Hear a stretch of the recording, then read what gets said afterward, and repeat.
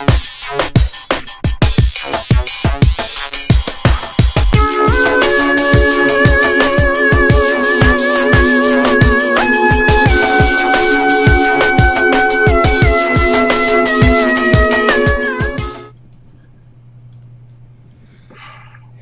everybody.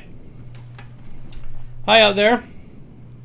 This is StarCast, a Star Citizen podcast where we're just going to throw around wild random speculation. And tonight I am joined with two new people to the StarCast cast, which is Core and Trendane. So, Mr. Core, would you please fill the audience in on what you're all about? Well, I'm Core. I have my own Twitch channel, and I've been streaming for a little bit, and I've been trying to get some traction going, and I think I do have a very, very stable base there. Unfortunately, I have not been keeping up to date with Star Citizen as much as I should have. However, over the last 3 weeks, all I've done is read up about it, so hopefully I'll have something interesting to talk about. Other than that, I really don't have that much to say. Most of us are the same way. All right, Mr. Trendane, tell us a little bit about yourself. Oh, okay. I suppose I can do that. Well, obviously, Trendane. Just kind of starting out. Well, up until recently, I worked at Electronic Arts. I am fortunately now free of those shackles, and starting to push my voice acting career as much as I can. And part of that also is getting involved in video games. In a much deeper way than I used to, because I hated video games, really. It was very rare to find a game that really intrigued me. There were two genres that always really got me. That was RPGs and space stuff. Mm-hmm. So Star Citizen was something that as soon as I kind of listened to Mr. Roberts and all of his descriptions about it, I was like, okay, this sounds like something that I could get behind. So here I am. There we go. Awesome. All right, so a little bit about the show. For those who might be viewing this for the first time, this is how the show works. First off, we have a brand new feature. This is for people who are watching this on YouTube later on. If you're not watching this live, check this out. This bar over here on the left side of the screen. How this bar is going to work is I'll put annotations up. No, the other way. That way, yeah. I'm going to put annotations up, and you will be able to skip to the interesting parts where Trendane does his impersonation of Han Solo and... Chewbacca. Chewbacca. All right. And whatever. So we'll be able to... And also the numbers 1 through 5. Each one of the topics that we'll be covering tonight will be... You can just click... One topic is super boring. You hate it. You can click that. If you try to click it right now, I'm going to take away 500 internet points from you. Because this is live, and we can't skip it just because you clicked it. So, yeah. We can. We just won't. We won't. We just will refuse to acknowledge your click. Also... for the way the show works is we are live with you here watching as Trendane pops open a beautiful frosty beverage. All you have to do is leave in the comments, you type in question and you put it in brackets, and we have a moderator or two in the audience who will go through the questions and gather them all up for us, and we'll do a Q&A at the end of the show where we will throw around some more wild speculation. So there we are. Okay. So I guess we can go ahead and get started about the interesting and amazing stuff that's coming up this week. Let's see. Our first topic is $21 million reached, plus a letter from Chris Roberts. So yeah, they hit the $20 million stretch goal, and 21. 21, and we're headed on up to 22. So, what do you guys think about the goal and the letter? Core, you go ahead and take that. You've been reading more about it than I have. The goal in the letter. What exactly are you referring to right now? Because are you referring to the 22 million goal? Yeah. Right. The 22 million goal. Unfortunately, I have expressed my vocal concerns about about the facial capture feature from Infinite Realities. Even though it is a brilliant feature, I don't believe too many people will actually be able to take advantage from it, since they'll only be using this at certain conventions. So that'll limit the usage of it to only a very small populace, and I don't really feel that it's that big of a stretch goal for from a personal consumer standpoint.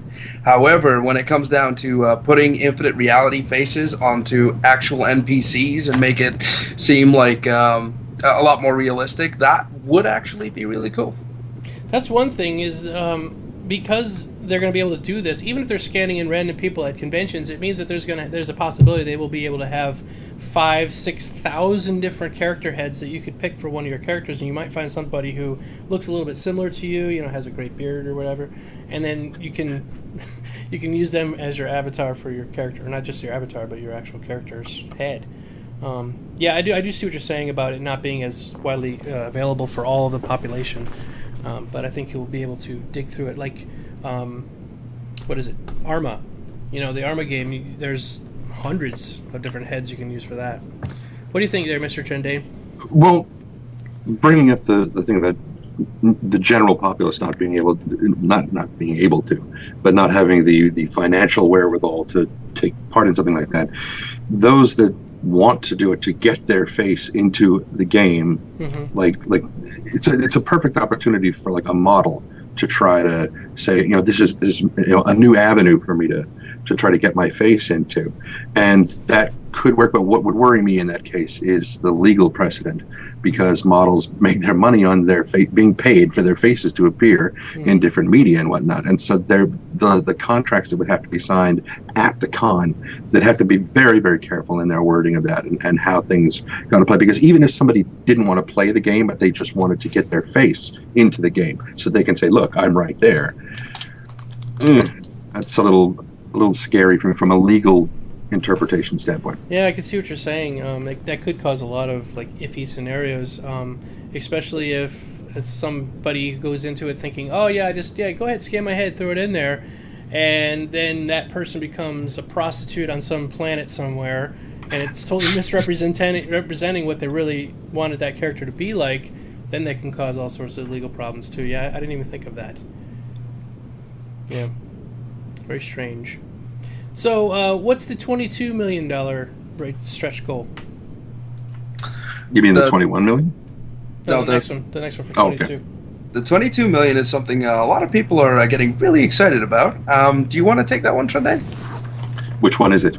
The Xeon Scout Ship. Oh, we're going to talk about that, yeah, in detail later on. That's actually one of our topics. But yeah, so go ahead. Well, if we're going to talk about it in detail later, I can hold off on that and focus on the other part of the letter, which was the salvaging thing. Yeah, that's our next topic. We'll go ahead and just fire that up then. Okay. So does this mean that the thing will now move down to the one? No. It just stays there static. But they can click it later on. Click it. Oh. Click later. Yeah, they're all pointing the wrong way. It's this way. Well, I can't tell. I haven't got my thing mirrored. Anyway. So, the new... it's not a class. It's profession. Profession. Thank you. Has been unlocked now.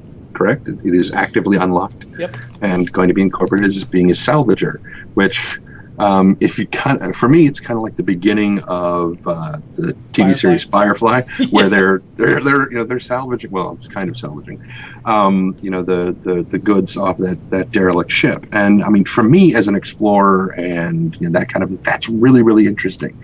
And one of the things that came to mind, and I should have turned on my my iPad because I have all my notes written here for this thing, is if you're traveling out into completely unknown territory, let's say there's like a pirate ship that's about to be boarded. They put booby traps everywhere inside this ship, little molecular fuses that you can't see. It's like you step on this and it gets stuck to the bottom of your shoe. I think Captain Picard did this once, and he steps on the next thing and it combines these two elements and explodes. Or maybe there's pathogens within the ship that you don't know about. I mean, there's all kinds of risk that goes with the reward of the potential finds with a salvage kind of thing. But it also goes along with exploration. And one of the other things that it mentioned in the letter was the possibility that you might be the first, you might make first contact with a completely as yet undiscovered alien race, and that is very, very cool to me. That is. That's pretty epic. I'm looking forward to that because I'm going to be an explorer too. What do you think there, Mr. Core?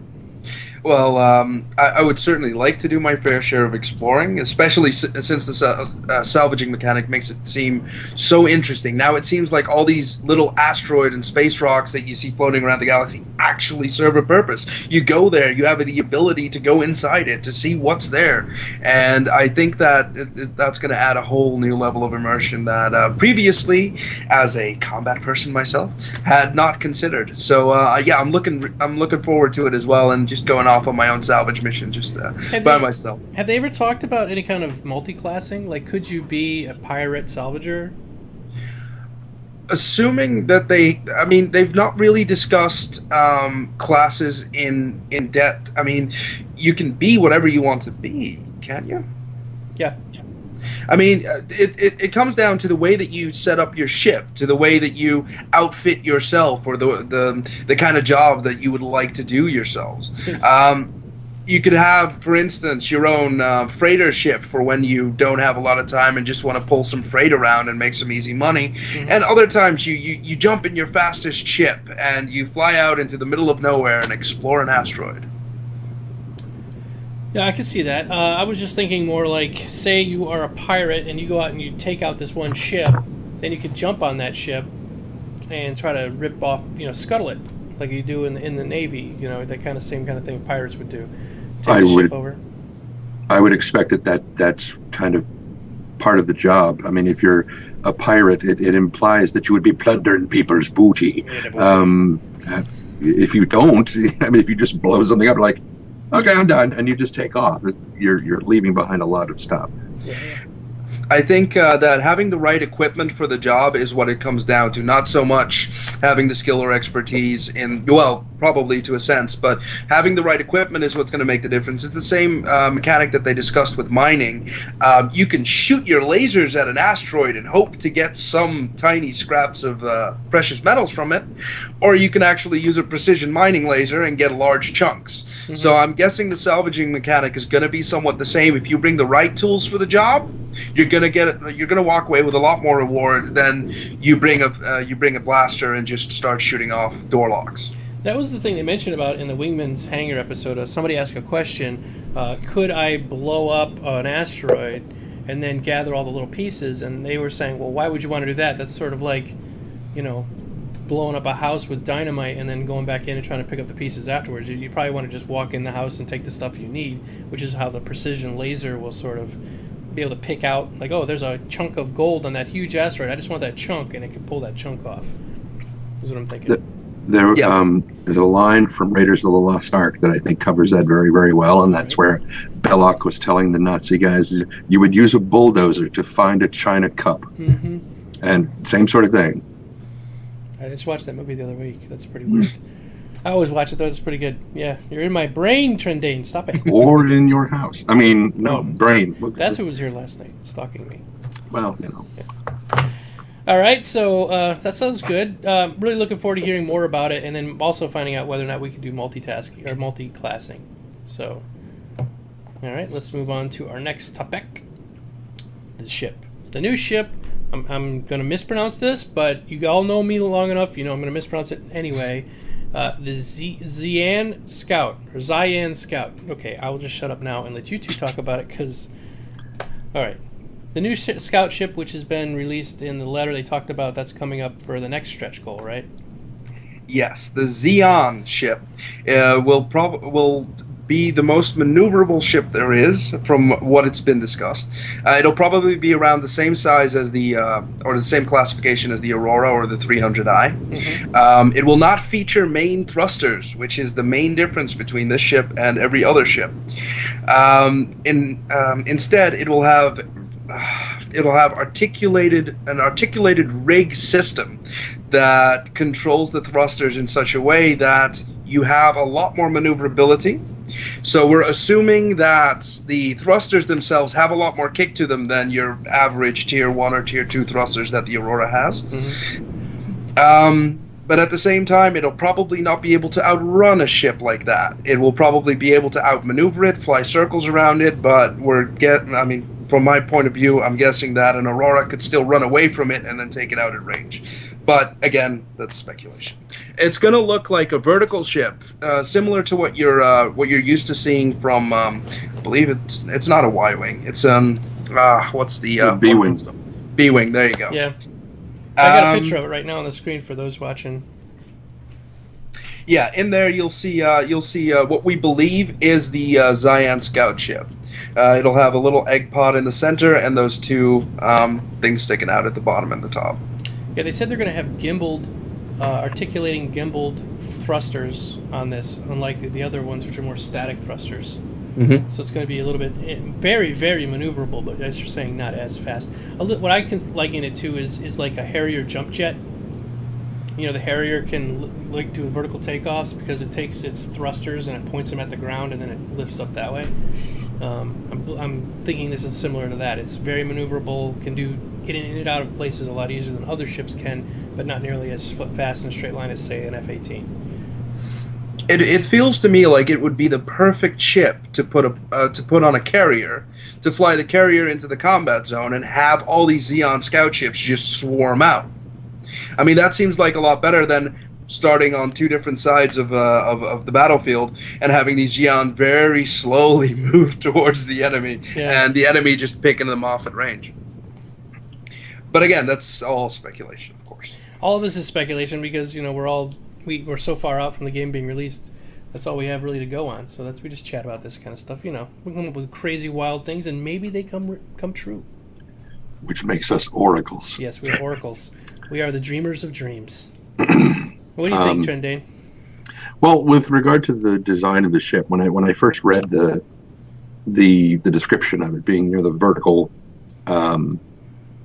design rather than the horizontal design that humans would normally use, we're used to having kind of a flat craft so that the whole thing acts like an airfoil, and then you've got the wings extended on as well. Mm-hmm. But in space, you don't have that thing. Now, the description of it indicated that it could vector all of the thrusters in one given direction, which to me, I interpreted as instead of flying this way, that it flies this way.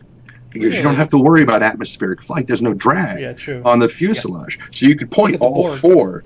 Yeah, exactly. And you could point all four thrusters in one direction and shoot that direction, which made me think of what would the tactics be like of flying against one of those ships? You know, would you try to take it into an atmosphere so that they have that atmospheric resistance to reduce their maneuverability, or would you take them into a nebula if they weren't going to follow you into the atmosphere of a planet, something that's going to make them have to push or fly sideways to cut down on the drag? It just was the first tactical thoughts. For somebody who doesn't like combat, I still have to think that way sometimes. So it was just kind of some of the stuff that sort of came to mind, which then brings what do the carriers look like? Because their launch bays have to be vertical instead of horizontal, like on the Battlestar Galactica. No, the ones we see in the Bengal. Yeah. Thank you, the Bengal. Again, no clue.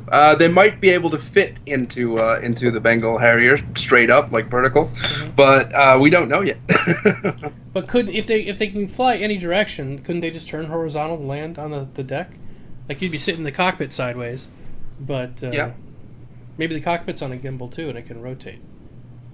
Yeah, that was an interesting point. I was talking to someone about that earlier, and I mentioned that because because the entire ship is situated around that egg, the egg kind of gives away the impression that you might be able to move the parts that are on the top and on the bottom, just move them around the egg to indicate which way it's going to go. Yeah, and that might give that extra bit of maneuverability there as well. And like Trendane just said, if it's going to fly sideways, it'll just create itself a bigger target for long range weaponry as well. Yep. Which kind of factors into the whole, we don't have a lot of protection and we don't have a lot of heavy armor, but we can outmaneuver you. Because that's literally what the ship is trying to tell you. Right, you can literally fly circles around you while you're trying to shoot at it. It's like all the way underneath you now, and it's shooting at your belly. And then by the time you get turned around, it's shooting at your top. There's definitely some advantages about being completely maneuverable in space like that, especially space combat. All right, that's a good one. All right, just real quick, another reminder. Please write questions that you have that you'd like to talk about in Q&A at the end. Just write them in brackets. Just write question, and we will get to them as we get to them. at the end. And thank you, Mr. Pasta, for the clarification on the pronunciation of Xi'an. Xi'an. There you go. I told you guys I was going to butcher it. I was going to pronounce it, but I don't expect you guys to do that. Yeah. We'll go with Xi'an. All right. Next one up. Okay, so this is a big one. Coming up in 2 days, we are going to be on 10/10, and we're going to have a live stream. Now, Chris Roberts and Cloud Imperium Games is going to be doing a live stream show talking about a bunch of new stuff that's coming up. We're going to speculate on what it might be tonight. But after that show, we're going to have another live stream of our show, which will be like a post-cast. And we'll talk about what they said, what might be new, things that they talked about this week. So really excited about that. So yeah, what do you guys think that's going to be released, or they're going to talk about at this upcoming event in 2 days? Go ahead, Trendane. Oh, damn it. Okay. I know it's still early, but I think they're going to need to get to a point where they can show. We've seen people walking around in hangars. We've seen ships sitting there. We've seen people sitting in the cockpits and stuff. We're going to need to see in-game examples of the what was it? The expanded realities. Mm-hmm. Infinite realities. Yep. Thank you. Infinite realities. We're going to need to see what that looks like in the engine, which they should be able to do, not on a wide scale, but at least on one person. Then, if they had any levels of gameplay, actual gameplay, even if it's not playable by the public, just something to demonstrate this is what it looks like. I mean, I know that I've mentioned, bank turns in space make no sense because there's no atmosphere to push against for a bank turn. They did say, though, that they were going to have, as a matter of fact, I'll show some combat right now. They were going to try to mimic the Battlestar Galactica? Well, not just Battlestar Galactica, but the atmospheric effects. Like what Trendane's saying is, in space, there is no reason that you need to bank. Like, you literally could just turn your ship on an axis because you're... Babylon 5 is a great example of that. Yeah. Yes. Exactly. Great show. So, yes. So I'm showing some of that combat right now, which you're seeing the thrusters firing in different directions, and you're turning literally on a dime. Like, there's no reason you can't be rotating your axis almost completely 180 degrees without ever taking any kind of drag. But there is G-forces involved. Like, G's still work in space. Even though you're weightless, you still have the momentum and the inertia. And there's actually been quite a few really good posts on the forums talking... These people are theory crafting like crazy, but talking about the different weights of the ships, the different types of engines that they have, the different types of thrusters they have, and how maneuverable they're going to be compared to each other. Like the Hornet, which is on the screen now, compared to a Freelancer. How is it going to be able to turn? Who will be able to outrun the other one? That kind of stuff. Right. Sorry, yeah. I interrupted you. That's okay because you're mentioning the reaction control thrusters and using those to rotate the ship faster. As you said, yes, that'll reorient the ship, and then you have to overcome inertia and its effects on the pilot, which is probably why if you're going to be piloting any kind of a combat ship, you will almost certainly have to have, a flight suit that is going to kind of do the leg squeezy thing to push all the blood back up into your brain. Because that's still there. It's still there. Gravity or not, yeah.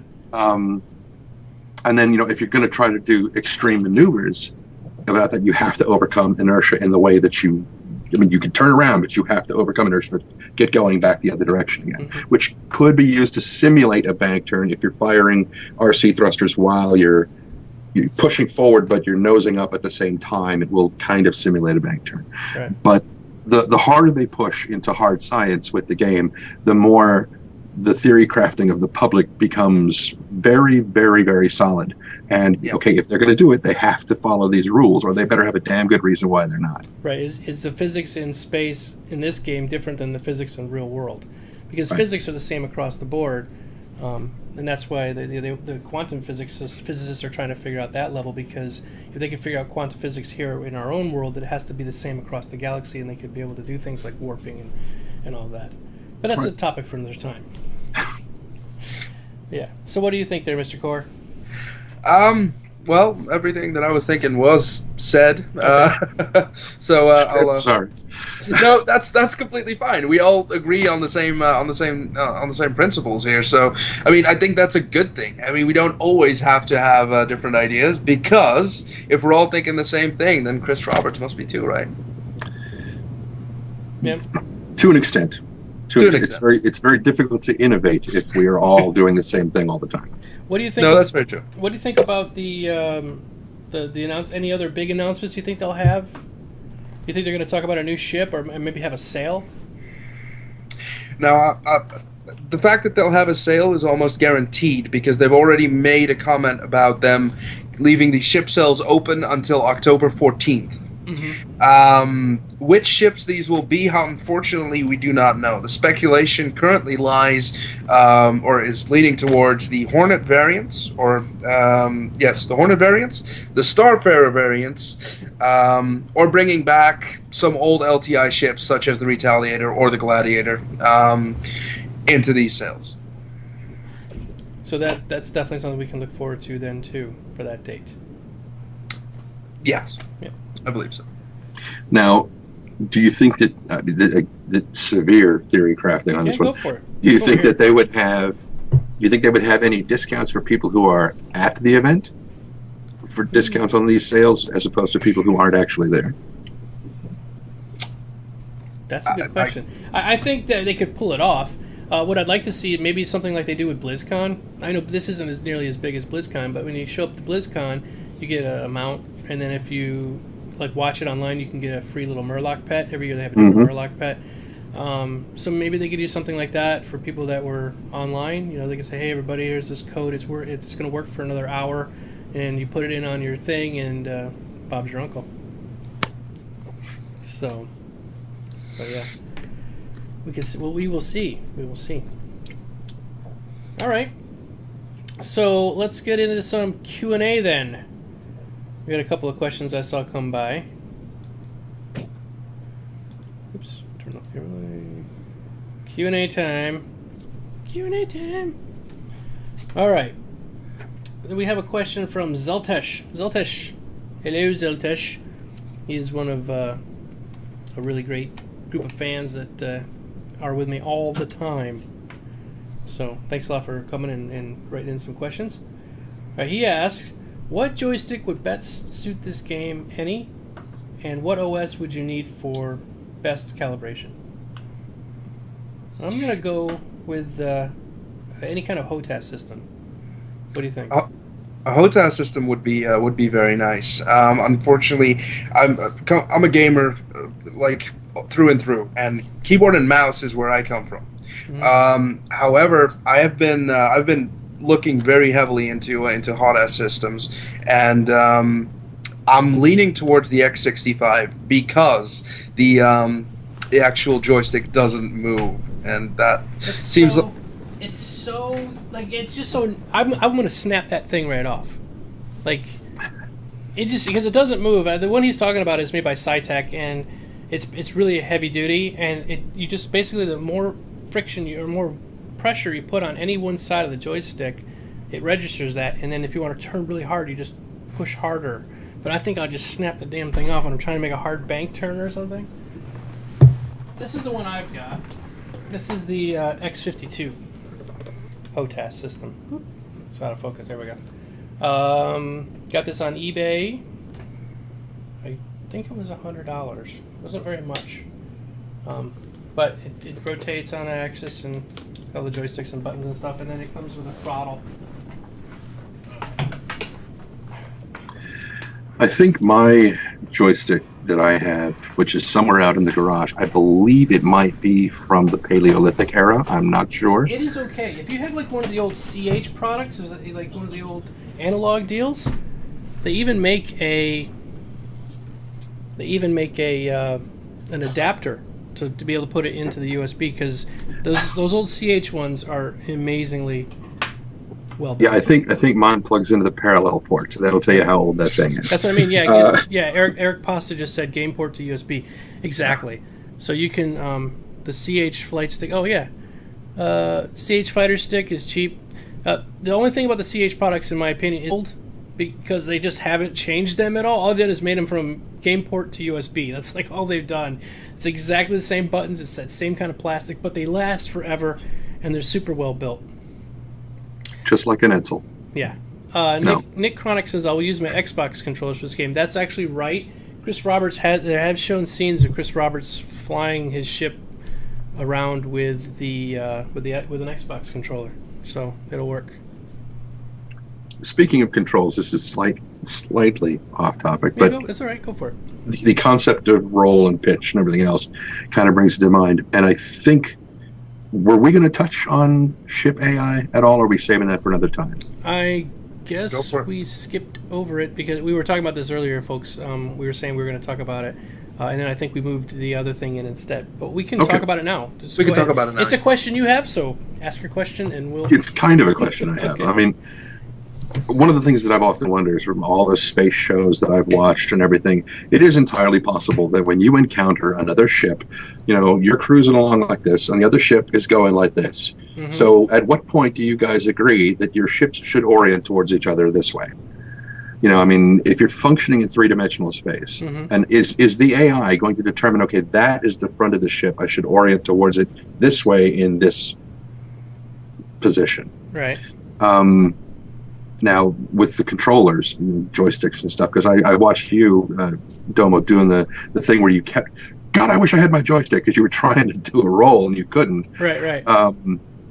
Yeah, I guess that's kind of where I'm headed with that, which doesn't quite have a question in it, but. Yeah, I'm just looking at this Halo Avenger. Feel free to move on. No, it's fine. I'm just trying. I was listening to what you're saying, but this guy Halo Avenger just posted this really weird random thing. I'm not going to read it because it just doesn't warrant reading. But it's strange. Is it printed in Xi'an? It is in Xi'an, and it's upside down Xi'an. So I don't really have a chance to stand on my head. Not right now. Not right now. It won't work. Anyway, so yes, the ship AI, which we were talking about. People were curious why my camera is going fuzzy. People were curious to say, will we have AI that we can purchase or rent that will come with us on these adventures? And can we assign them? Can we train them up? Can we say this guy is a really amazing pilot, so I'm going to have him in the pilot seat and I'm going to go sit in the gun, or vice versa? Like he's a great gunner and you just keep training him up for guns, and he's like somebody you purchase or rent, like a mercenary. Oh, we're talking about actual people. I thought we were talking about the ship's computer AI. No, I'm talking about NPCs that you can get to go, because some of these ships, like the Constellation, you need a crew. Like you can't do the whole ship yourself. Yeah, there was a little bit of confusion, and that's the fact that Trendane was talking about an actual ship AI that helps you in navigation and targeting. Whereas a lot of the questions that are actually out there are about the NPC crewmen, the character slots, and the crewmen that you can hire. Now, there is a lot of speculation on whether or not you'll be able to train these guys, and whether or not they'll take time, or how much money it'll cost, etc., or if it'll even be there, or if they'll just all be the same base level, so that the actual pilot skill still factors in. One of the interesting about the NPC crewmen is that, from what I've read, is that you can only have 4 at any given time when using them as wingmen, and wingmen, of course, being single-seater craft.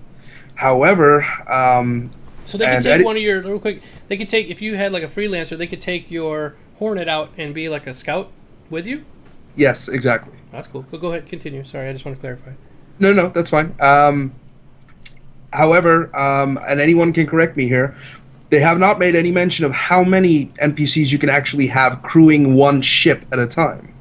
So, for instance, could you crew an Idris with with an entire company of NPCs? You're going to need a big company, because that's even a bigger ship than a Constellation. Yes.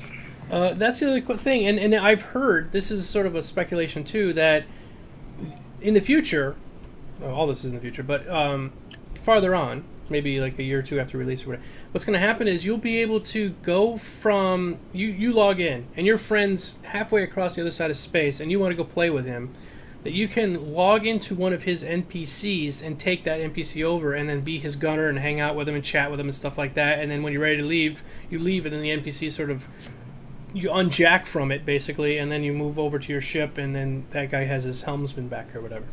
Yeah, Matrix style hot seating I think is going to be really interesting, because you could literally fly your own fleet. Up to a certain point, of course, within reason, and have all NPCs in it, but have, your entire clan on standby, so that if you do get attacked, instantly all those NPCs become players, and your skill level gets boosted incredibly to the level where the enemy probably thought they were fighting a couple of NPCs and one player, to the point where they're now having to deal with turrets that actually hit things. Mm-hmm. Exactly. Eric Pasta just says, great for managing persistent capital ships. You know that's going to be a problem. I mean, you have a target as big as a Bengal carrier and you own it, you better watch your back constantly. I mean, there's a big threat there that you're going to get that thing taken away from you. You'll probably have to patrol it around, unknown areas of space or fringe space, so that no one ever gets a fixed read on it. That's another problem, though. Okay, so they're only going to have a finite number of these capital ships. And if say, let's just make up a number. There's 100 of them in the whole game. And all 100 of these people are paranoid, and they take these things out to the farthest reaches of the galaxy where almost nobody ever goes, just so they can keep them safe, because you're not going to be able to park one of these things in your hangar. Like, are the ships just basically gone? You'll never see a Bengal character ever when you play? I don't think you'll see them as prominently. Luckily, when they get destroyed, they come back. But yeah, no, I don't think we'll prominently see Bengal carriers in ship warfare a lot of the time, unless it's a very high priority situation. But again, we don't know enough about the game to speculate what will be a high priority situation. Maybe the only high priority situation in the game will be either attacking a space station or attacking another Bengal carrier. Yeah. It's a couple people were saying in the chat that you'd probably end up keeping the ship close to the main capital in UEE space, so that at least the police could get to you in time. But you know, if somebody hits you hard enough and fast enough, they're going to still be able to take it away from you. I'm not sure if I'd be comfortable keeping my capital ship near Terra. I think too many people would see that as a nice, big, fat, juicy target. Yeah, no matter what, yeah. Because, hey, who doesn't want to say, hey, I took on a Bengal carrier. I lost, but I took on a Bengal carrier. I have no interest. So I'm the only person who would say that. It does bring to mind that, I mean, how many people, and I'm somewhat loath to say this, but I mean, there's a bit of shame to it. How many people do you think are going to get one of these things, not so they can play the game with it, but just so they can say that they have one, that it becomes bragging rights and not a ship they're ever going to use? I could probably see myself doing something like that, parking on the dark side of a moon somewhere and just like, yeah, I got it, baby. Check out my Bengal. Well, how can they check it out if you never bring it in? I had pictures. I'll have me standing on the bridge going with my scanned-in face on the Photoshop, dude. Holographic Photoshop. It could happen. Hey, we could hold a parade. So speaking of high-priority targets and stuff, so let's say, for example, you've got 100 of these Bengals that are out there that nobody's ever using because they won't want to risk losing them. Yeah. Now, what if, RSI or Cloud Imperium, that they basically say, we need to get these ships into the mix. Mm-hmm. And so they basically put out a call to say, we are having problems with, the Vanduul. We need every available ship to get the hell over here and drive back this incursion into our space. Mm-hmm. Any pilots who do not respond will be blacklisted from Terran, from Then it becomes a pirate Bengal carrier. Basically. That forces them to either use it or they lose their rights to bring that ship, only that ship, into, controlled space. Yeah, no, that actually sounds really interesting. And before I go deeper into that, I was just reminded, the ships we will probably see a lot more prominently will be the battle cruisers and the destroyers, because they also cannot dock. Right. So these ships will probably be, in more excess than the carriers, because the carriers are huge, whereas destroyers and battle cruisers will probably be a lot smaller, but carry a lot more firepower, nonetheless. And I really like the idea of an actual AI threat, such as the Vandul or the Banu actually coming in, and preferably a little bit early on, so that we get a real sense of duty in the beginning at least. And then you at least still have the feeling that we at least banded together to fight a threat at least once, because you know how players are and you know how the player base is going to be. Eventually, larger clans will start hoarding things and take their anger out on each other. Yep. Sounds good. All right, we have some more questions. Let's go ahead and skip on into them. Another one here from... How will NPC crewmen know hostiles from friendlies in combat? This is from Warpman Imp. I don't know. I don't have enough information on how the NPC crewmen work to know exactly how it'll function. But I'm guessing it'll be like a modern day combat RFID system where, if they're in your clan, or if they're not currently attacking you, or you have them on your friend list, or some modifier like that, will give you the will give you the opportunity to either tell your NPCs, or your NPCs already are coded to know whether or not they're friendly or not. Yeah, I'm thinking just even like a tag system like you have in World of Warcraft. Somebody starts attacking you, then they become red, then the NPCs are able to shoot at them. Yes, yeah. What do you think there, Trendy? Anything different you want to say? The first thing that came to mind was intentional imperfections, specifically coded into the NPCs, so that maybe they've part of their backstory, their generated backstories, that they were involved in some big war. So maybe they get a little bit nervous around combat situations, and you're like, okay, these guys, they're not enemies, but they're not quite friends. So we're in negotiations. Everybody chill. Everything's fine. Something happens. This guy panics a bit and squeezes off a shot, but then you've got combat being initiated by an NPC, and that could be...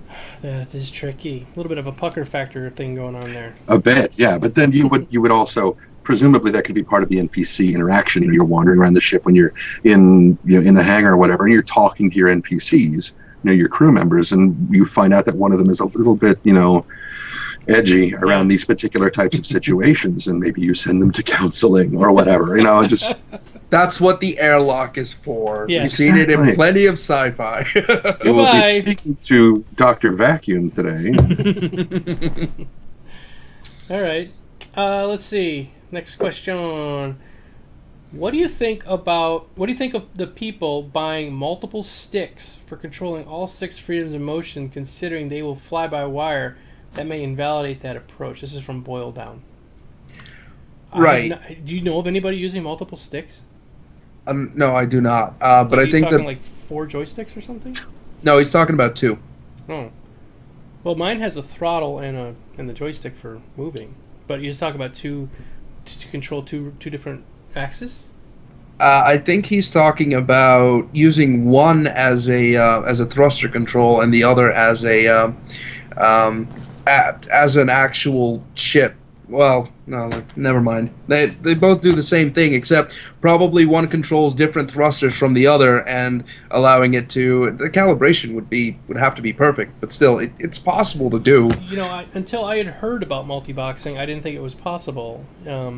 But then it became kind of a norm in World of Warcraft. People Maybe he can... multiple characters at the same time. Trendane, do you know anything about this topic? No, but I think it would probably be far less expensive and possibly a little bit more, because the impression I got was an array of 6 joysticks and like having a finger on each one trying to... You're not a freaking octopus, Yeah. If you are that skilled, go play Guitar Hero and kick ass. Yeah. But no, what I got was, my first thought was to use, instead of joysticks in a case like that, was to use a leap motion controller, so that you can literally have your hands be your ship, and you can move it in all 6 axes at the same time. Oh, he clarified here real quick. He said some people think that they can control all 6 directions of motions by using 2 sticks. I say because of its fly-by-wire. Yeah. Yeah. You basically, when you're using your joystick in this game, you're moving to the left. You don't have to think about the 6 axis that you're going to be controlling. You just move the controller to the left, you lower your speed down or whatever, or you rotate your rudder, and the ship's computers are going to do all of those thruster vectors. Matter of fact, in this SC Combat video, which we watched a ton of times tonight, watch the thrusters fire. You can see them when he starts doing some heavy-duty maneuvering on the Vendel ship right now. You can sort of see little purple ones. But on the Hornet in a second, you'll see there's like 6 huge thrusters on top that are firing in all these different directions. You don't have to tell which one of those to fire. It's all done by the computer. Yeah, the fly-by-wire system it was an ingenious invention because it allowed pilots to merely guide their ship towards its destined path rather than control the precision controls manually. Right, having to control every single aspect of flight is just a little bit ridiculous. Now, I mean, Yeah. the old days when you had wooden airplanes. Oh yeah. Yeah. Yeah. You were flying it. Now Let's it's not more... Let's not mention War Thunder because the fly-by-wire system in that. War Thunder is the only game I know of that tells you don't use a joystick because you can do way better with a mouse. Yes, exactly. See, there's the thrusters firing in this thing. Look at the rear engine firing at the same time. All the surface thrusters are firing, or the different. Oh yeah, and it's a bit gimbaled. You can see it pitching back and forth. Yep. Yeah. Okay. All right. So let's move on to our next one. Let's see. Okay, how does insurance work? We already answered that one a little bit. Can you use insurance if someone boards your ship and take it from you? Possible exploit. But maybe we should talk a little bit about insurance first because that was a question before. Okay. If you have insurance, you don't get everything back unless you have everything insured, and most people probably won't unless they just have lots of money laying around. You're going to insure your ship, and then you can insure your weapons separately, and you can insure your cargo, but you can't use that infinitely. So go ahead with what you were going to say. I'm sorry. He's asking if somebody boards your ship, can take it from you. Yeah. Well, everyone here probably knows how LTI works. As in, your ship gets blown up, you get it back the same way that you originally got it, not any of the modifications that you made on it. Now, for instance, the possible exploit that he's referring to in this is if, say, you have LTI, and somebody steals your ship and boards your ship, steals it from you, and you go back to the insurance and say, "Hey, my ship has been stolen." Except your ship wasn't really stolen. Your friend took it, and then he gave it back to you, or sold it and gave you the money. Mm-hmm. That would fall under fraud. And as far as we know, we don't know what systems Chris Roberts will be using for this, but he's been very adamant that he'll be zero tolerance on fraud, and he will probably have some way of policing it. Yeah, it's gonna be tough though. I mean, if you did work your way up to a Bengal carrier, and then you just gave it to your friend to go sell so that you could claim the insurance on it. You can't insure a Bengal carrier. Oh, okay, never mind then. So let's not use that then. Let's use Constellation, which is still a very expensive ship, and I know you can insure the Connie.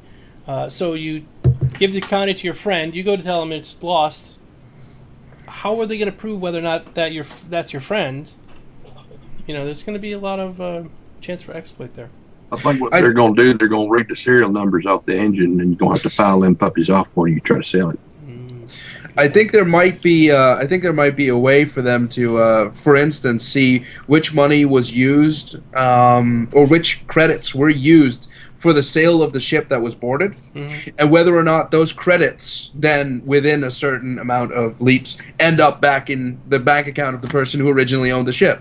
Now, again, that's pure random speculation, but it's like tracking where money goes. Right, it's really difficult. Unless they're going to mark the credits and be able to track it back. Hey, they can be the own SEC in this case and work and build this system from the ground up so that the entire economical system is built upon it rather than going, oh, well, we got money, how do we track it? Mm-hmm. All right, what do you think there, Mr. Trendane?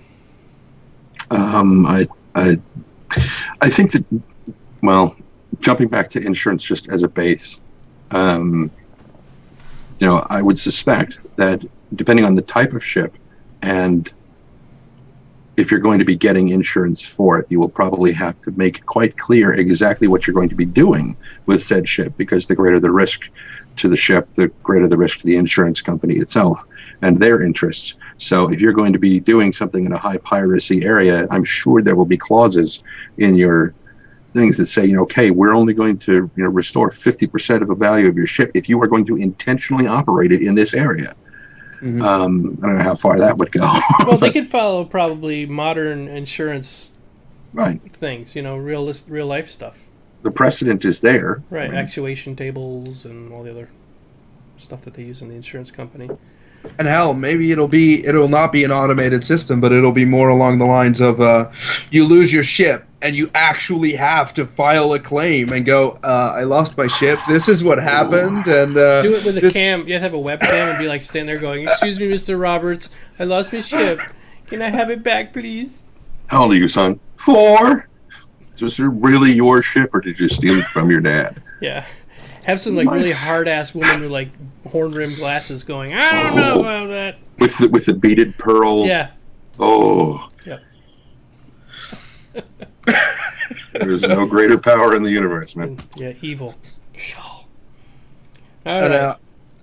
To all these people currently talking about laundering money and stuff like that, you're forgetting a core aspect. You can have more than one account. You can have a buddy log in on that second account, steal the ship, never ever transfer the money back to the original account, and now you still have double the money, just split across 2 accounts. Yeah. So you don't, yeah. They've got to have a way to catch that kind of stuff. They do. They need to. It'll get used up. Yeah. All right.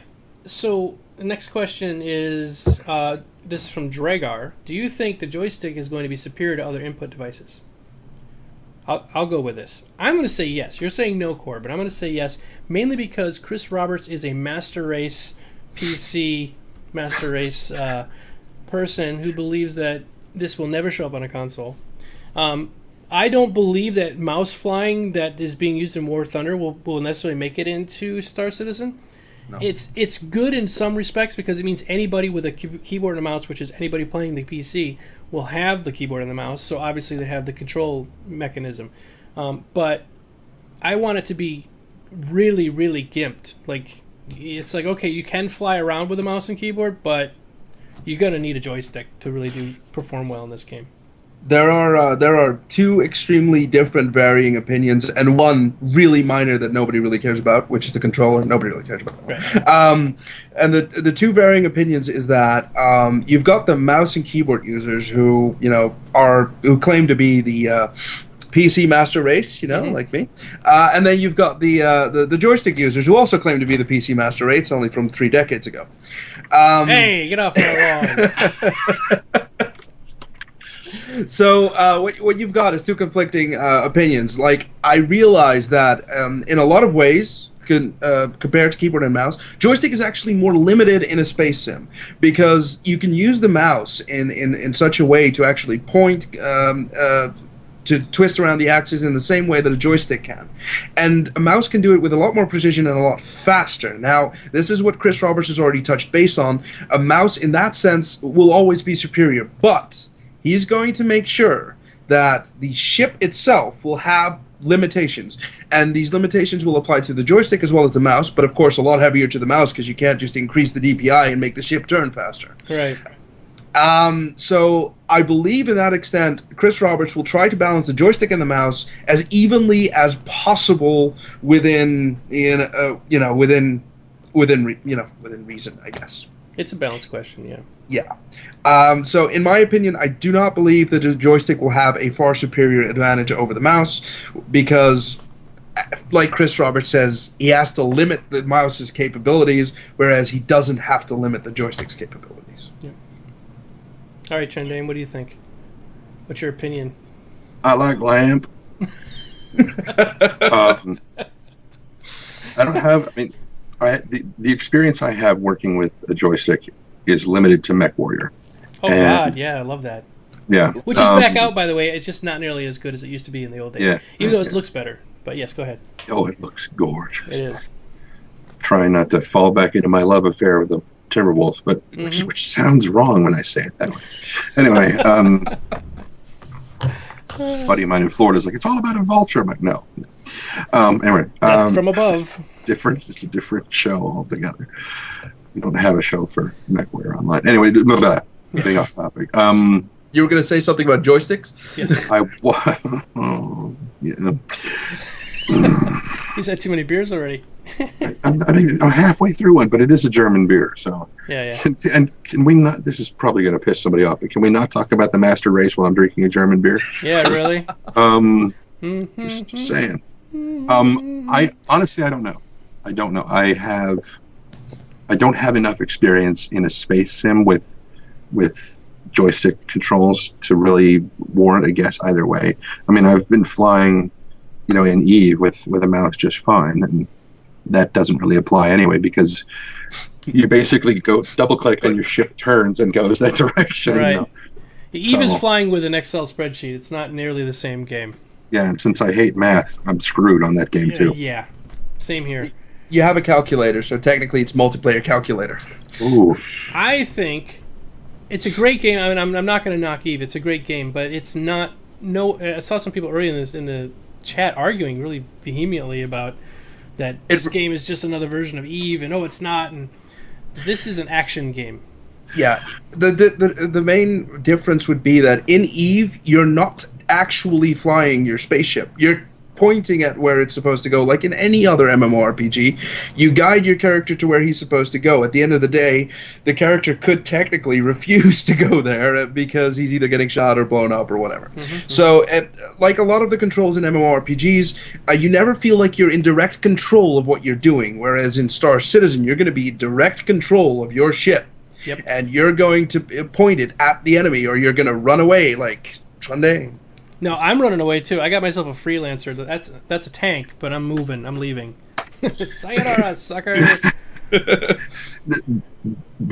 point that you just made, Core, brings right back around to what we were talking about what are they going to do at like a convention or a game show or something. Yeah. That's what they need to do. They need to show the difference between Eve and Star Citizen.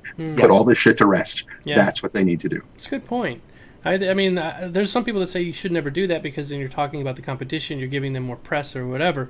But it would help separate, I think, some of these issues. You could put a big sticker at the top saying "Random Space MMORPG." Yeah. Based on spreadsheets. Nobody would ever know what you're talking about. Oh god, we're gonna get some Eve hate. I'm telling you. I've played Eve for a long time. Yeah, I give it a shot too. I didn't get too far in it though. It was so slow, and the fact I couldn't. There was like a guy coming to attack me, and I'm like, I'll just fly over and attack. No, I can't. How do I attack him? Oh wait, let me open up this menu, and then we go down here and we find the thing. Oh, I don't have enough skill in that yet. Okay, so how do I run away? And I'm like looking through these things, and I'm getting shot up. It was terrible. Yeah, those Eve guys are mean. Okay, so let's move on. We got lots more questions. I think we skipped over one as well. I think we skipped over Lumivox. Oh. There's going to be... Okay. He wants to know... Lumivox is asking, there's going to be any huge futuristic ships traveling from and to paradise planets like cruise ships? And if so, can players explore that futuristic, huge economical potential? Oh, like Fifth Element. With... Where'd they go to that planet? Floston.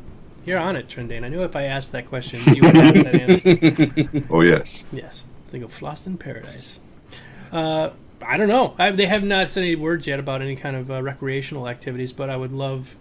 Well, there's a huge debate currently going on the forums about recreational activities. As in what regard? Whether or not we should have sex and how graphic it should be. That's a good point. Space sex. They should just take a page out of Road to Hell or Redemption. What was it? Red Dead Redemption? No. Road to Perdition? No. It's another road movie. It's a game that you would swear it came out like 30 years ago. Highway to Hell. It looks maybe. It's hideous. There are several sex scenes where everybody's wearing all their clothes, and I mean all of them. And they're clearly doing it, but they are clearly wearing all of their clothes. The animators could not be bothered to make a nude skin of these characters. It is horrible. It is horrible. Sorry, just go. Oh man, I'm gonna just sit here and gag for a while. I mean, for the for the social aspect, it could give the role players something more. But to be honest, if it was a feature, it'd literally be just me clicking, do it all the time. Yeah. do it. Oh, we're going on a mission. Wait, they could do it a little bit like it. like they did in Dragon Age, where it could be more something you work your way up into and sort of like have to figure out the right ways to get. We not phrase it that way. If I come back from a tough mission and I see a red light above the door, I'm sorry, but I'm just gonna wave my UEC around and just walk in. Find one of the triple-breasted horrors of Eroticon 6. Exactly. We really derailed different on flavors of milk from each breast. I don't know. Good. I don't either, and I don't. That was a strange Douglas Adams reference I just threw in there. All right. So, yeah, let's move on. We're derailed pretty far there. Okay, what's the next question? We got a lot. The one about moddable ships. Yeah, moddable. Okay.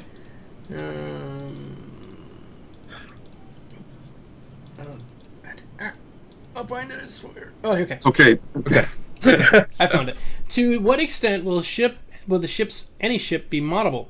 Can you take it apart and assemble it into something completely new, or are you stuck with the basic layout referring to its design? This is from Painless73. All right. From what we've seen so far, especially if you have access to the hangar module, which is a great little thing if you're a backer. I'm going to show it right now.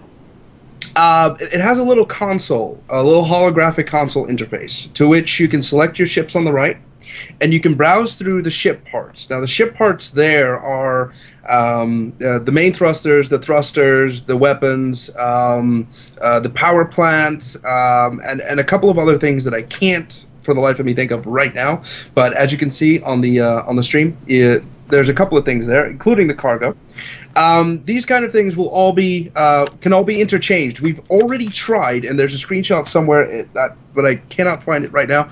There's a screenshot somewhere of someone who took all the weapons on a Hornet, all the thrusters on a 300i, and put them all on an Aurora, and the ship looks ridiculous. Like a porcupine. It has two main cannons sticking out of the little feet on the Aurora. It has a missile rack that literally sticks out of the top of the ship, and it has the main thruster of the Hornet, which is literally inside the ship. You cannot enter the ship because it takes up the entire ship almost. It's funny how small the Hornet is too.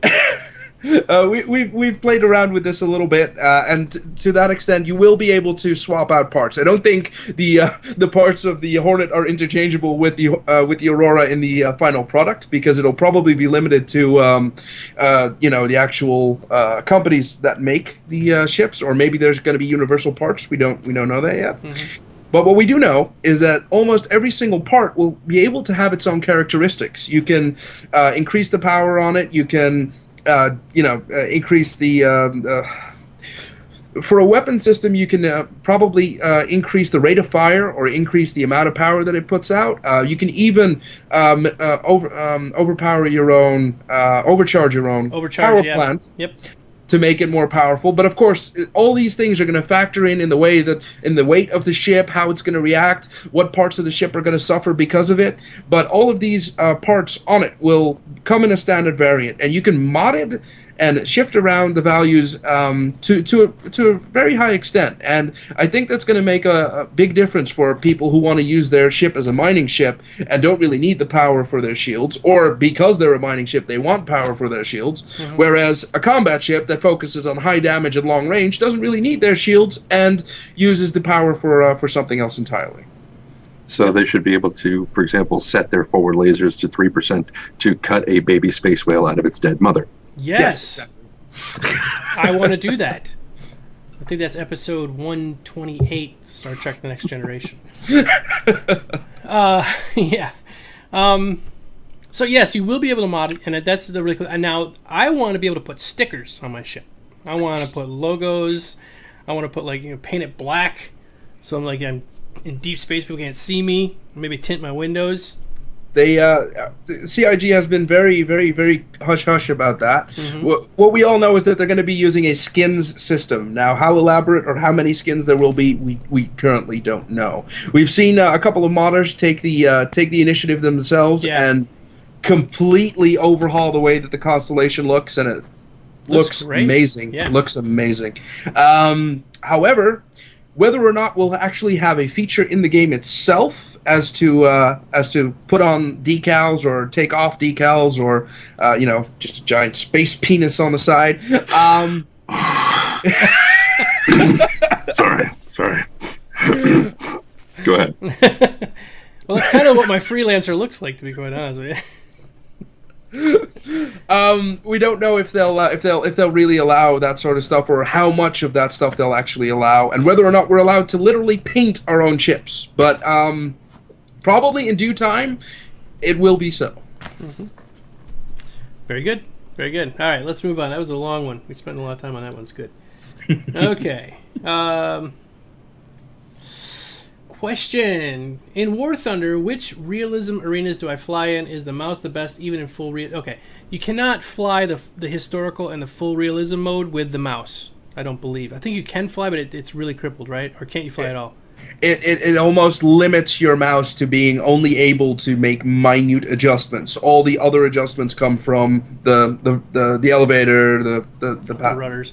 Yeah, you can, like, when you're playing in the arcade mode, it's amazing. Like, you just point your mouse where you want your plane to go, and it just goes there. Like, you want to go up and to the right, you just move your mouse up to the right, and it'll catch up to that spot eventually later on, which makes it amazing because you just like line it up with a target. Okay, I'm going to hit this guy. Point your mouse at him, just wait for the plane to catch up, and just hold the mouse button down and shoot at him. It's like super easy, and you're dead on accurate every time. So yeah, that's a good War Thunder question. Okay,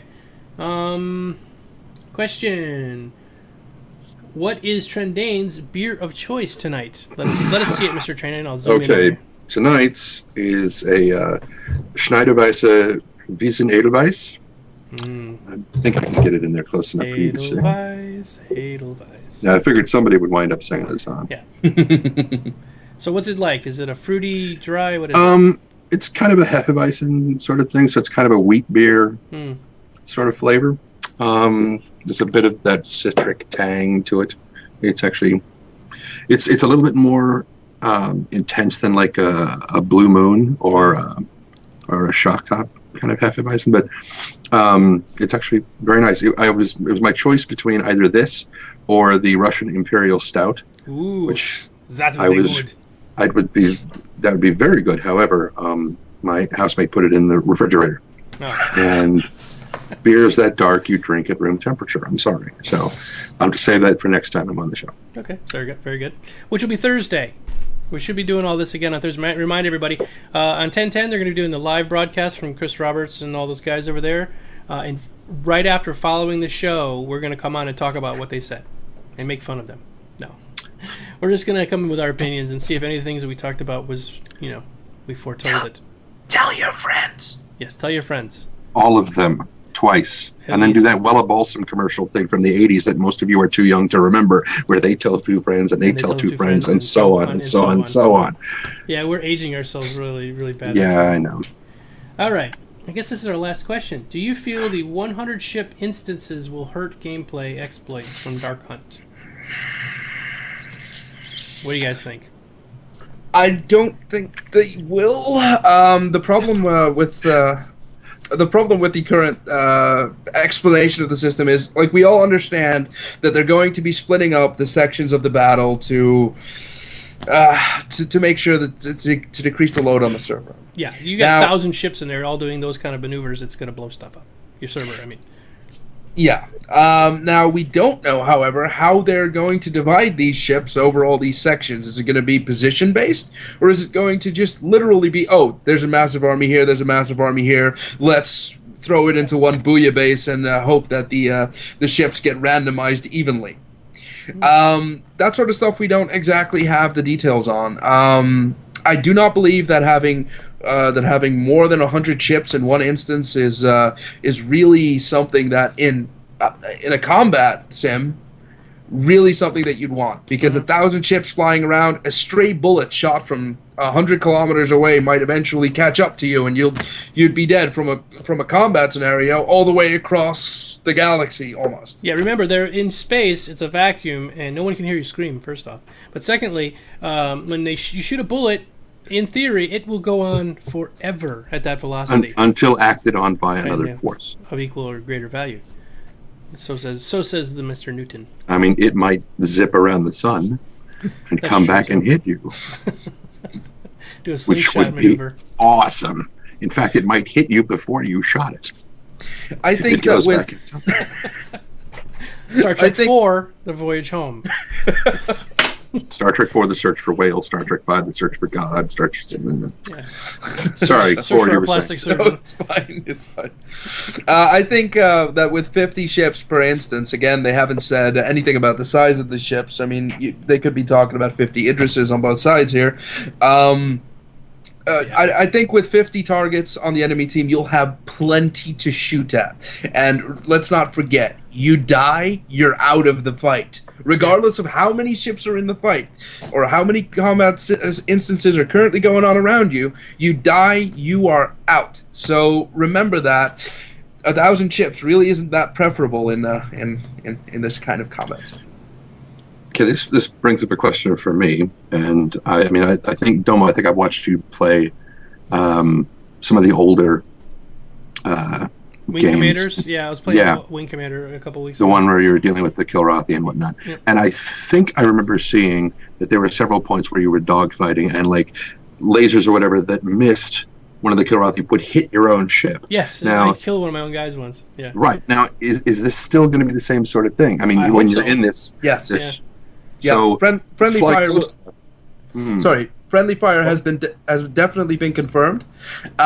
So yes, you can take out your own ships, and it's been specifically pointed out that let's say your enemy is flying. You're chasing an enemy, and he happens to be flying straight for your Idris or your somewhat larger ship. Now, there's no way for you to shoot at the enemy, and if you miss, you'll hit your own ship. So, do you shoot at him, or do you pick a different target? See, for me, I would say it depends on which weapon I'm using, because a laser is not going to turn around and come back like a missile might. Right, yeah. And then once you get within a certain range, almost like the safeties on submarine torpedoes and whatnot, it'll just, it'll either veer off or whatever, so that it doesn't risk damaging the larger ship or whatever. Then you wind up with people who are doing the Return of the Jedi thing, where they're cruising on the skin of the Star Destroyers just so that they can try to get some, we'll last longer than we will against that Death Star. And it's a tarp and whatever.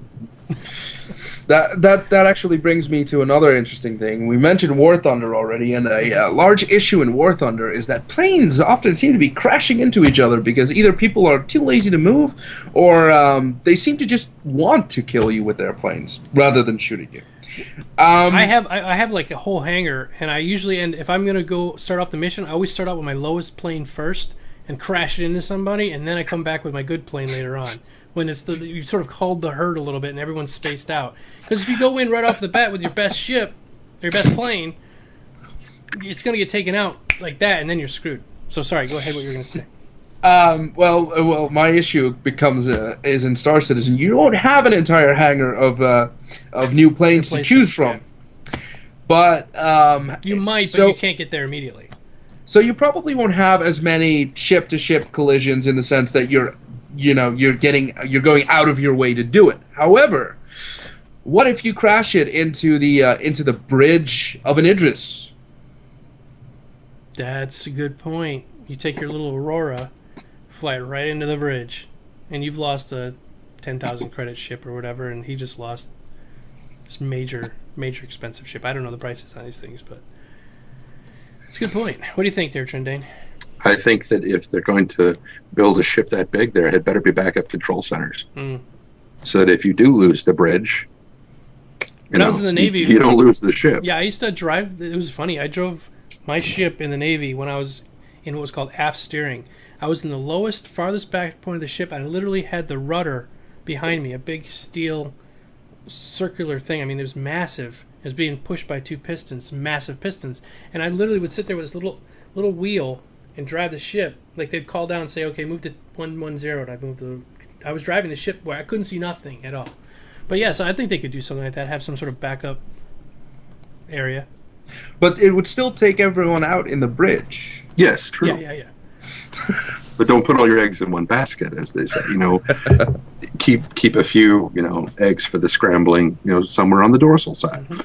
And again, how much is that damage going to affect the actual ship operations? I mean, yes, having backup bridges is nice, but if it does actually, if one tiny ship like that penetrating the shields of an Idris can act as a extremely large projectile, it should do a hell of a lot more damage than a couple of missiles ever could. And there's a whole other thing, whereas if in the real world, if a plane flew into our bridge, it would blow up the bridge, but all the air in the ship did suck out of the ship. You got that problem too. Or now the whole ship is a vacuum, and you're gonna die anyway.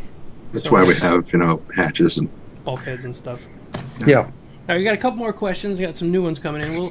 We'll probably go for another 10 minutes or so because we're actually a little over our time. But let's see. Will friendly fire be 1-to-1 damage, or will it be reduced? That's from Dark Hunt. I don't have that information right now. I believe if I trust Chris Roberts to do what he wants to do, it'll be 1-on-1. Yeah. That's what I would presume. Yeah. There's no saying that just because you hit a friend that it has to be reduced damage. It's just going to be straight up. And besides, your friend might not be a real friend, right, guys? Right? Yeah. In combat, will you be able to hit specific areas to damage engine, weapon sensors, or just a big pool of stuff? I think I saw this on the Wingman's hangar. We talked about this. There will definitely be specific areas of damage. That's why I pointed out the crashing of the Aurora into the bridge. Because different parts of the ship will have different levels of armor, and shields are pretty global, as in some ships will have multiple shield generators, some will just have one that projects around the entire ship. They, of course, are varying strengths, but when we're talking about literally the ship, you got to imagine the ship being made of paper. Because this is what they've commented on a lot of times. Once the shield is gone, the actual armor of the ship is not going to last for very long. And when it comes to like bigger ships, you're going to see a very, very big articulation on the actual parts of the ship. As in, if you want to take out a turret because the turret's bothering you, you take out the turret. If you want to take out the engines, the thrusters, you can do all of these things. And with the smaller ships, it's going to be a lot harder to do, but it will be possible to take out individual parts. I think so too. Yeah, absolutely. I mean, I just was doing that in Wingman the other day. I was fighting a big Kelrathi ship, and I just sat there pegging his engine the whole time, and he couldn't hit me because I was just at the right spot where I was between the two turrets. So he was shooting at me, but I was close enough where I was just pegging that engine, and it took me forever, but I took it out. So I think that could be done in this game too. What do you think, Trendane? I think that was when you kept getting hit with engine wash, wasn't it? It was, yeah. There was like this engine wash thing. Well, you're really on the ball, Trendane. You're watching all my stuff. I feel like I like balls. I can't wait. I've forgotten what the hell we were talking about. Yeah, I lost it too. Oh well. That's okay. So we got what? One more question? No, I think that was it. No, we have one more question. One more. Okay, last question. This is the last question. In combat, will you be able to hit? No, we just had that one. Yeah. That was the one we were just talking about. Yeah. Okay, fine. Maybe that's why I didn't. Whatever. Shut up. Leave me alone. Okay. Do you still want to answer the question, Trendane? No. Okay. Prime UK just says there was a missed question. A missed. Can you speculate how the AI crew will work? Will they work like Mercs in EverQuest? Does anyone here know how the Mercs in EverQuest work? I don't remember. Sorry. Never played it. I played it, but it's a long time ago. As far as what I know about the AI crew, we don't know in what kind of severity they'll have varying personalities. We do know that they can look different. We don't know how skill level is going to influence their ability because we haven't heard anything about skill levels. But how NPCs are gonna work is you select them to be part of your crew, or you hire them to be part of your crew, depending on whether you have character slots or you want to get them from in-game. And they will join your active roster, and they will stay logged in with you for for as long as you're doing the mission, or maybe it's going to be mission specific where you hire specific crew for specific missions or things like that. So for those of us doing exploration, that could be a very long time. Yeah. Yep. And you might have to pay them a lot of money. Mm-hmm. Where are they going to spend it? That's a good point. Are the triple-breasted horrors of Eroticon 6? You might have to put up a red light above your bed, you know? There you go. No, you just hang the never mind, on the doorknob. All right, last question here. Dark Hunt. Will accidental damage cause the entire UUE to become hostile? So you're flying along and you shoot somebody, or you're shooting at a pirate, and there's a Bengal carrier sitting behind him, and all of a sudden now you're pegging the Bengal carrier, and it goes, "Hey, stop that!" And you accidentally did it again. They go, "Okay, that's it. We're shooting you now."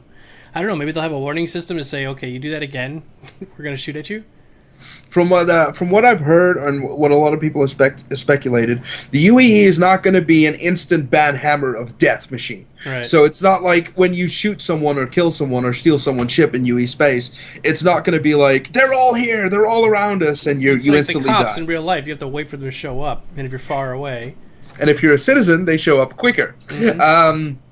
So it's going to be more along the lines of that. And I think that when you just shoot someone by accident, which, might happen, I think, the UEE will show up and not instantly start attacking you, but maybe send you like a comm relay or, ask both parties what's going on. We don't really know how that system's going to work, but there will be tapered responses to appropriate situations. All right. What do you think, Trendane? I'm inclined to agree. I don't think it'll be like hey, dude, come on, watch your fire. You're kind of blowing our shields. We're getting enough of this crap from everybody else. We don't need it from you, too. And the next time you do it, they're like, okie dokie, fine. You guys hang on. And every gun trains on you. It's like, have we made our point clear? Yes, okay, I got it. No problem. Enough's enough. Yeah. I can see it. If you do it, if you wind up blowing a ship up, like if yours is the killing shot on a Bengal, which would kind of be cool, a little bit, especially in my freelancer. I was trying to mine the asteroid behind you. I thought I could. It would have an impact on your insurance. It would have an impact on whatever your standing is. Because, if you're going to start shooting friendly targets, you can bet that the insurance company is going to be like, how about no? Yeah. If you want us to cover you? Definitely a clause in the policy somewhere. Mm-hmm. Mm-hmm. All right. Well, it's a good time to stop. Before we go, real quick, Mr. Core, tell us about your Twitch channel and your Twitter. All right, so I have my own Twitch channel on twitch.tv/CoreofexisteNz. I'll type it in the chat real quick. And this is where I stream about 6 hours each day. Unfortunately, currently, I haven't been able to do that for the last couple of days or so. However, I will continue to try and strive to keep my 6-hour goal. I'll be streaming any type of new game. I'm a variety streamer myself, and of course, as soon as we have more of Star Citizen, that is exactly what I'll be showing and what I'll be bringing. What are you playing now? Right now, we're playing Battlefield 4 and GTA 5 online. Awesome. All right, Trendane, tell us a little bit about your channel. Mostly it's just on YouTube, and for right now it's almost exclusively daily vlogs of me going, oh god, here's what happened to me. It's I was like at the mall and I was trying to do my laundry, and no, it's if you look back in the dim times before I really knew what I was doing, which is like 3 months ago, I have like some World of Warcraft audiobooks. Basically, there's an achievement in World of Warcraft called Well Read, and there's all these books in game that your character can pick up and read. Yep. And how many of the books did you actually read, or did you just crack them open and put them down? That's why I'm doing them as audiobooks. Okay. Now I did them on a really shitty Logitech headset now that I've got working equipment that actually sounds decent, I'm going to go back and remaster those. I'm going to read all of the in-game books from World of Warcraft. I'm going to read all the ones from Skyrim, and once Elder Scrolls Online comes out, if there are any from Star Citizen that they're like data logs or whatever, I'd love to do those too. I think it would be really, really fun. But that's basically what I do. So remember, everybody, Trendane is a professional voice actor. So he is currently looking for work. If you guys have any projects or anything like that, that he might want to jump in and do with, just throw him an email. So Trendane@gmail.com. Real easy to find. There you go. All right, everybody. I guess that's it for tonight.